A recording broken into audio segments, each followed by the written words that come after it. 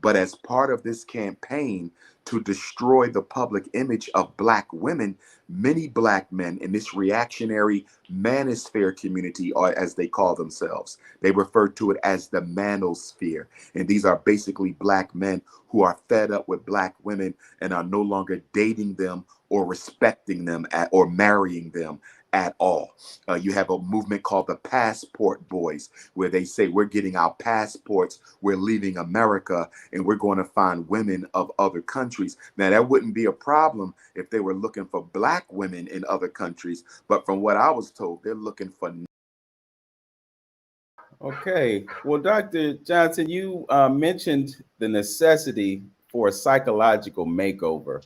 And when I look at the landscape of Black men and Black women here in the diaspora, and perhaps on the continent as well, other parts of the world, I see kind of a competition between Black men and women. And it's been well established that as a result of the welfare system, you saw kind of a disintegration of the Black family.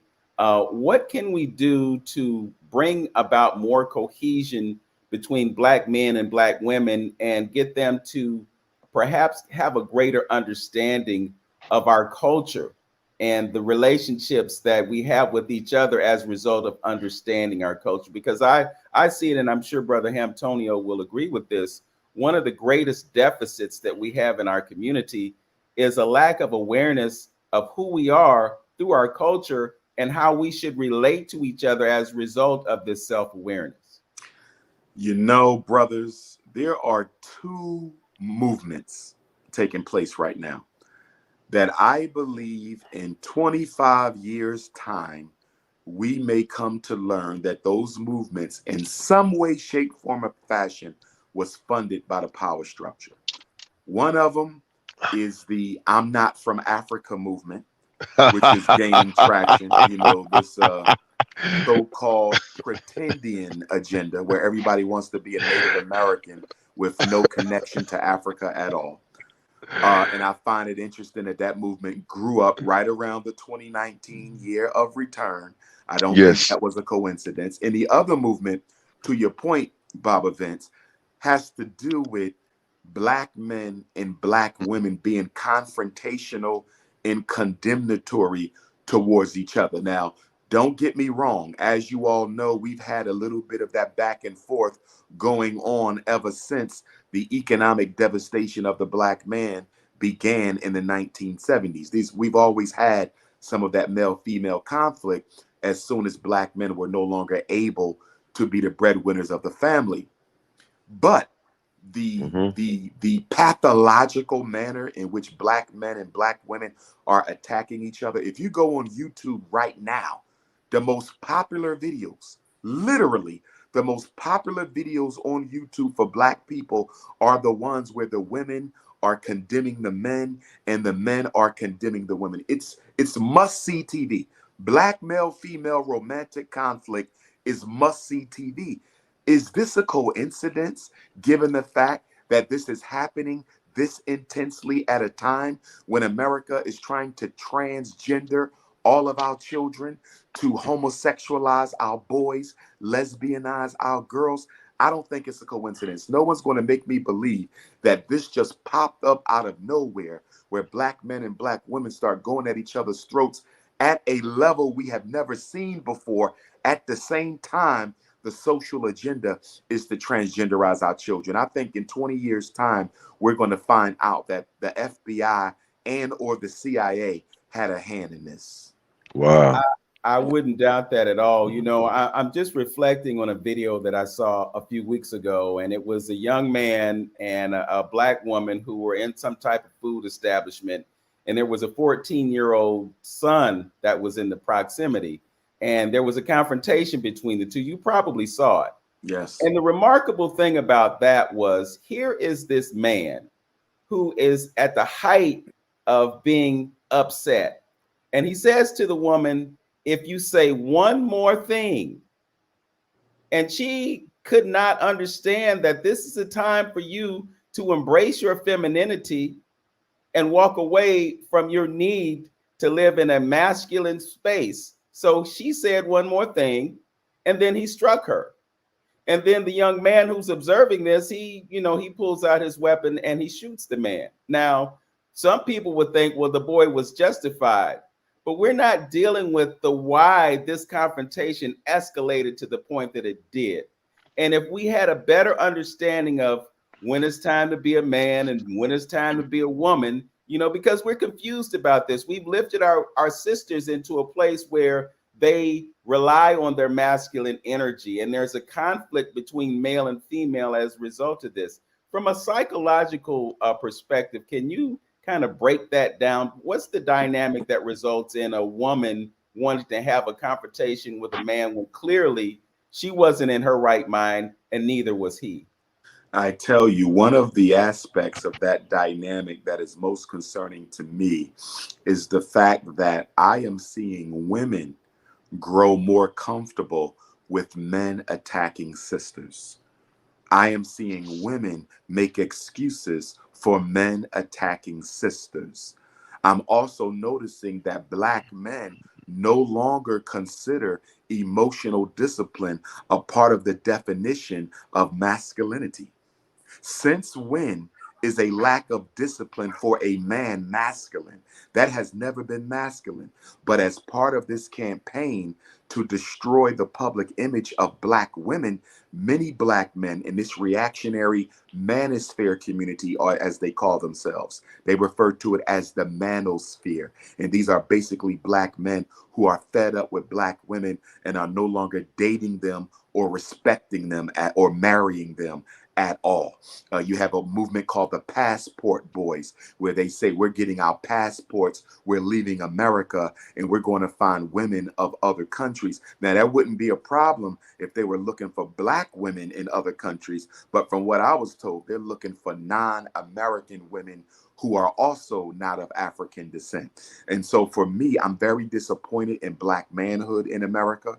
I'm very disappointed in Black masculinity in America, because Black men are no longer holding Black men responsible for how we treat our women. We are in an anything goes culture right now. In fact, there was a mother who whose son, her young son, he's probably about 10 years old or so. He saw that video that you're speaking about, Bob Events, of the 14-year-old who shot the man who assaulted his woman. And to be honest with you, I have to defend the young brother in what he did. Because when someone puts their hands on your mother, you have a God-given obligation to defend her honor. And so her son saw this, and she asked her son, do you think that man was his behavior acceptable in striking the woman? And guess what her son said? The 10-year-old son said she would not be quiet. He never said he should have never hit her. He said she should have be quiet. She would not close her mouth. The point that I'm making, gentlemen, is our young boys are being influenced by the violence and disrespect that they see Black men show to Black women. So if we don't get a handle on this, those young Black boys, 8, 9, 10, 11, 12, they're going to feel even more comfortable than their uncles and fathers with disrespecting Black women if we continue to allow them to see these kinds of things. Well, the real tragedy, as I see it, is that you have three lives that basically have been wasted. You have the young man who was out of his mind and struck this woman. Then you have the woman and the young man who are going to be impacted by that for the rest of their lives. Absolutely. We just have a few more minutes left, but I just have to get your take on this. And I know it may not be necessarily related to the whole idea of Africa and what we've been talking about, but it's just this idea of a system of patriarchy where we have these old white guys. I mean, I'm sure you saw what happened with Mitch McConnell the other day. And I'm sure you're aware of incidents that have happened with President Biden where it seemed as though all his marbles weren't there.